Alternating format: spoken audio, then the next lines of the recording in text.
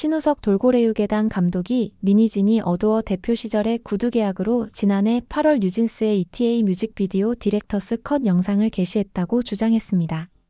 어도어가 돌고래유괴단을 상대로 제기한 11억 원 상당의 손해배상 소송 4차 변론 기일이 9일 진행됐습니다. 어도어 측은 신우석에게 영상 게시를 허락받은 최소한의 증빙 자료를 제시해달라고 요구하면서 미니진에게 구두 합의가 존재했는지 거듭 물었는데 미니진은 단 한 번도 답변하지 않았다고 강조했습니다. 미니진은 지난 9월 변론 당시 돌고래유괴단 측 증인으로 참석해 신우석과 구두 계약을 했다, 신우석의 마케팅적 능력을 활용하려 했다 등의 증언을 하기도 했습니다. 미니진과 신우석 감독의 구두 계약 주장은 박나래가 구두 계약으로 매니저와 월급과 수익의 10%를 지급하기로 했다는 논란과 오버랩되고 있습니다. 박나래는 8일 새벽 S매니저에게 전화해 자신의 55억 원 주택에서 3시간 동안 만났는데 감정적 호소를 한 후 합의 없이 입장차를 보이며 헤어졌지만 마치 합의한 듯 SNS 글을 올려 대중들을 우롱했다는 의혹도 받고 있습니다. 감정 교감이 되면 구두 합의라고 생각한 것일까요? 자세한 이야기 지금 시작합니다. 어도어와 돌고래유괴단이 구두합의 주장을 두고 공방을 벌였습니다.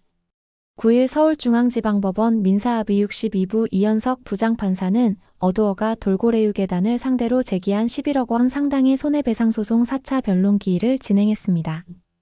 이 재판은 어도어의 외주 영상 제작사인 돌고래유괴단이 지난해 8월 뉴진스의 ETA 뮤직비디오 디렉터스 컷 영상을 돌고래유괴단 자체 유튜브 채널에 공개하면서 불거졌습니다. 당시 어도어 측은 회사의 소유권이 있는 뉴진스 관련 영상을 돌고래유괴단 신우석 감독이 어떤 권한으로 본인 채널에 게시했는지를 확인했습니다. 그러자 신우석 감독은 자신이 운영하던 또 다른 비공식 팬덤 채널인 바니수 채널에 게시했던 모든 뉴진스 관련 영상을 갑자기 삭제했습니다.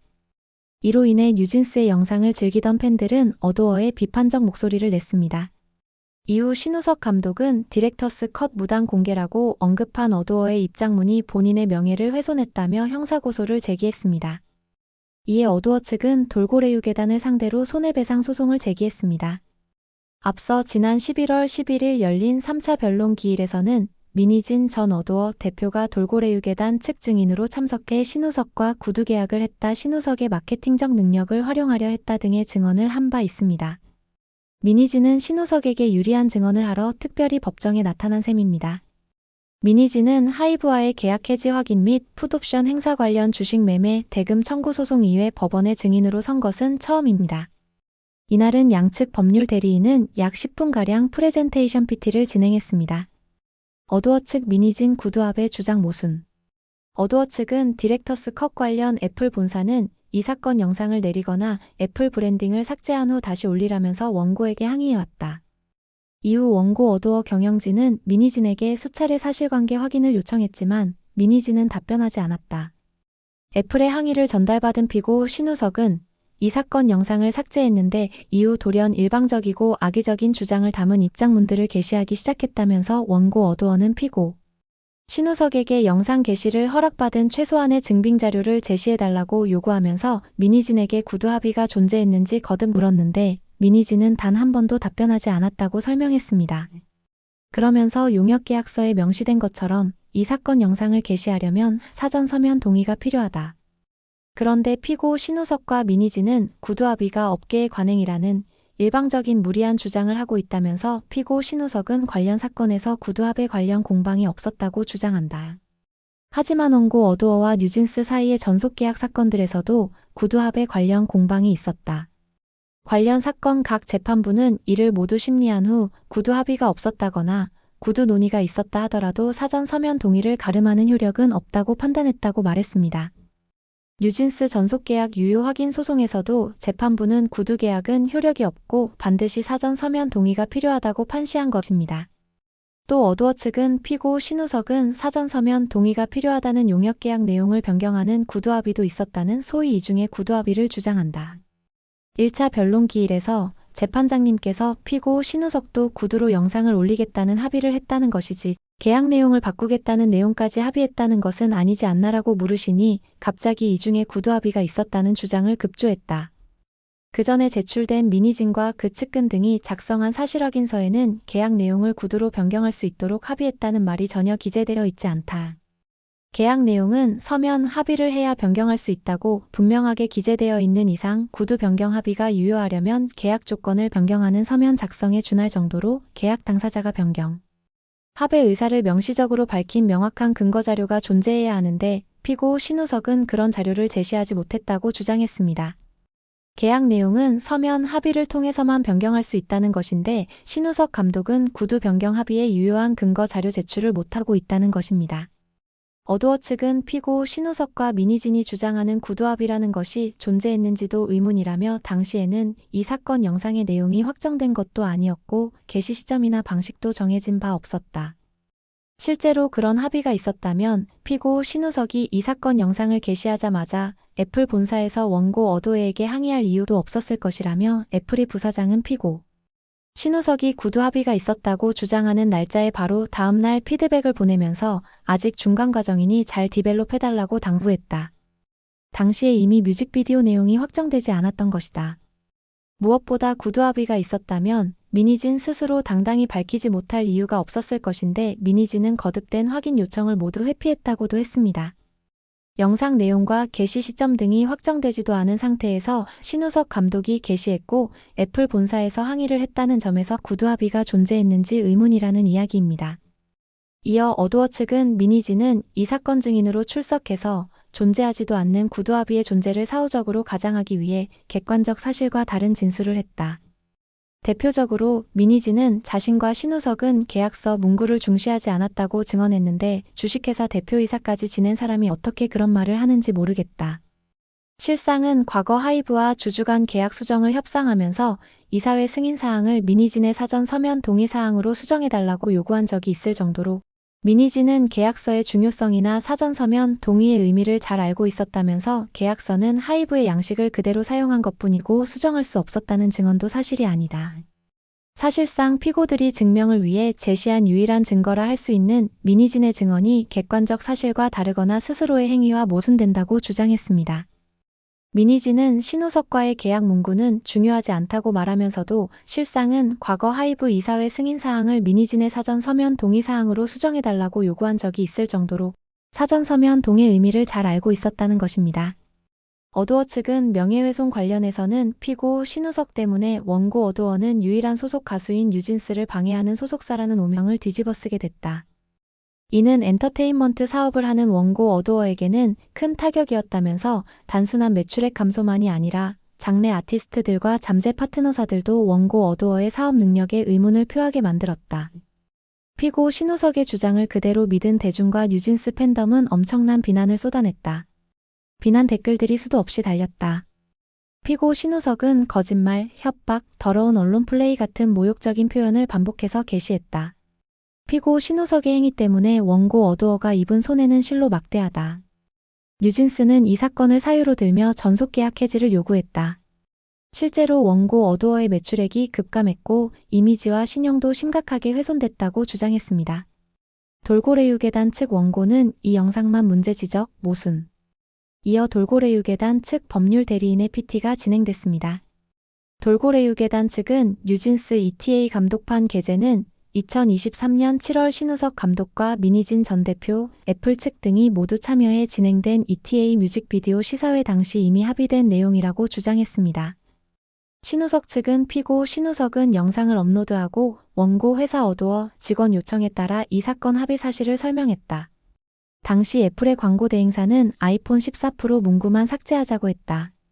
그런데 원고 어도어는 피고 신우석에게 뉴진스 모든 초상권, 저작권이 원고 어도어한테 있다며 불법 영상을 삭제하지 않을 시 위약벌 등 법적 책임을 묻겠다고 일방적으로 통보했다. 피고 신우석은 뉴진스 관련 영상을 모두 내렸고 신우석은 대중에게 삭제 이유를 설명하는 글을 게시했다. 그러자 원고 어도어는 다음날 반박문을 게시했다. 애플과 협의되지 않았다는 내용이다. 하지만 합의는 명백하게 존재했다. 미니진의 사실확인서와 증언, 애플 코리아 매니저와 애플 광고 대행사 국장의 사실확인서로 확인됐다고 주장했습니다.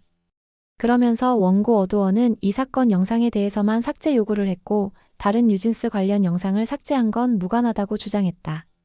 그러나 원고 어도어의 삭제 요구 근거는 저작권과 초상권이기 때문에 피고 신우석은 모두 내리라는 요구로 이해할 수밖에 없었다. 이 사건 영상만 다른 영상과 다르게 취급할 이유가 없었다.